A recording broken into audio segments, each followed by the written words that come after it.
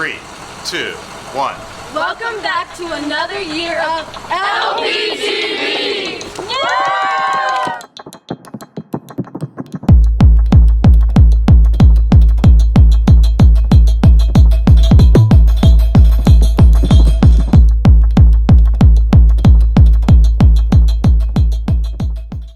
With so many changes coming to AL this year, we want to ensure that you are up to date. Last year, we did a story on the new bell schedule and bus schedules that are now in place. Let's follow up on how the new changes are impacting our school and community. Let's turn it over to Alex and Taylor. With the announcement of the bell change last year, we're checking in to see how people are adjusting to the new times.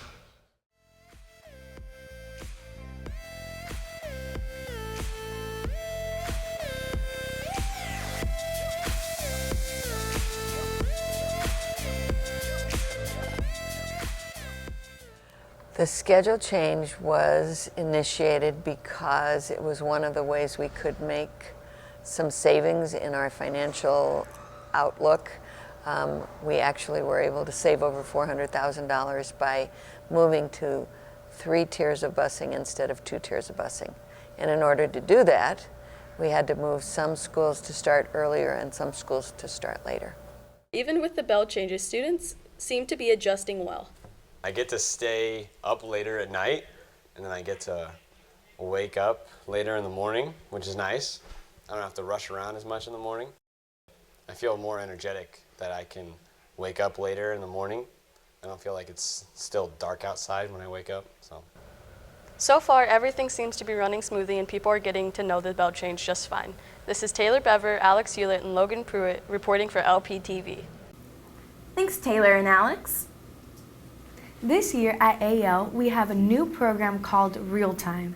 Every Tuesday and Thursday, students go to their real-time classes. This gives them a chance to connect more with their fellow peers and staff. Join us next as we take a deeper look into real time. Many changes coming to the school this year. One of them is real time. Although it is similar to advisement, it has a different twist. Real time is just a time to get together with other students that you usually wouldn't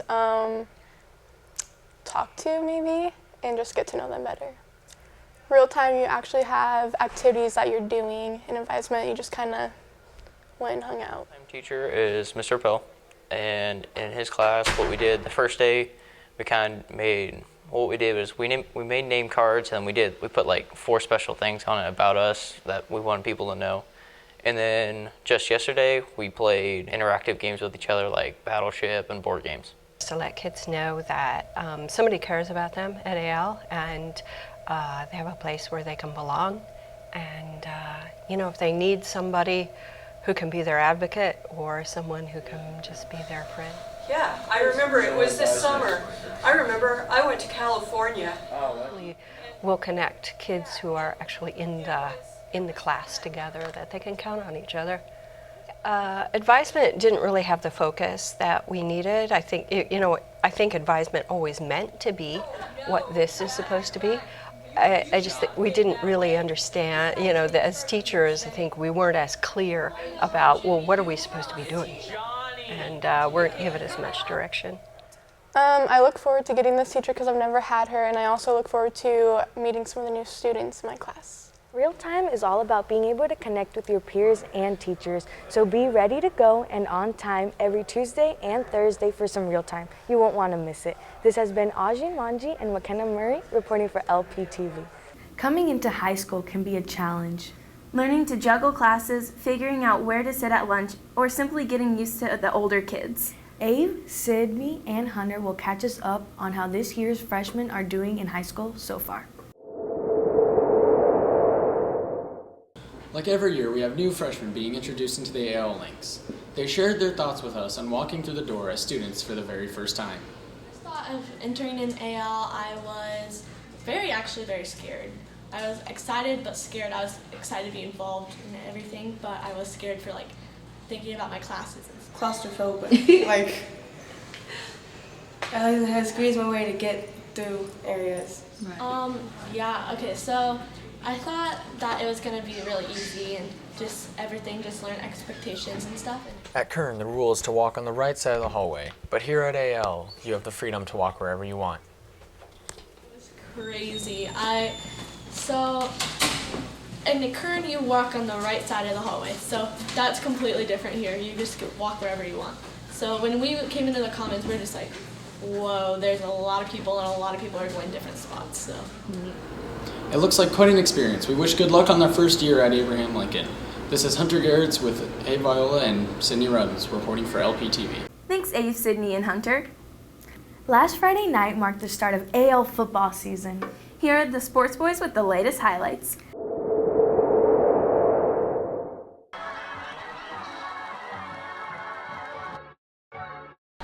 The AL season opener was against Glenwood. The Lynx started off with a bang but fell short.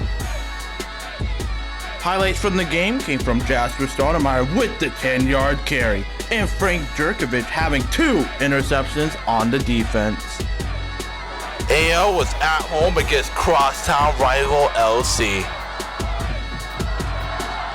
Frank Jerkovich with the 82-yard touchdown pass to Nate Kleagle, and the Lynx go up 7-0 against LC. The defense was looking promising at the start, but still gave up 45 points, with the final score being AL 7 and LC 45. With the help of the Lynx sports team, I'm Kenny Gray, signing off of LPTV. Thanks, guys. I know I wasn't the only one that noticed the big new display board at the game. The sports media class at the Tucker Center will run it at every game. With more on the display board and the classes, here's Kaylee, Connor, and Damaris. Sports and Entertainment Media Production is a class made available for the first time this year.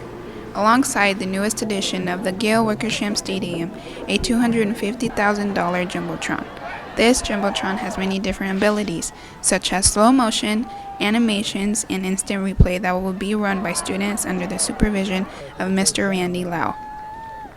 2 years ago when they raised the money for the stadium, Mr. Forney came to me and said, I think they're putting a video board in. Can we put some kind of class? And I said, oh, I got a great idea. So the class is actually running cameras by, I'm hoping by the middle of the year that they will actually be running every piece of equipment. So they're running cameras, they're running taking different cameras, the director, they're doing slow motion. So next, the game against LC is going to be our first game where we're using a lot of slow motion and things like that. So trial and error, it's the biggest classroom in the state of Iowa. One student believes the Jumbotron assists school spirit. At any major sporting event, everyone wants to be on the Jumbotron, and that's how it's going to be at the school. Everyone wants to be on the Jumbotron, and like for sports, you get to see your friends do something cool. Like you get to see it in a replay, and you can like slow it down and watch it again. So I think that's how it's like assisting. Another student believes the Jumbotron would spruce up the stadium. I think it just makes the stadium look nicer. I think that attracts people, and like David said, I think that you get more, I think it's cooler to look at instant replays and it's more attention. Is it going to add 10 points to a football game? Probably not, but the whole experience is going to be much better for everybody involved, the players, the students that are involved, and the fans. With the help of Kaylee Hartenhoff and Connor Gargis, I'm Damaris Ramos reporting for LPTV.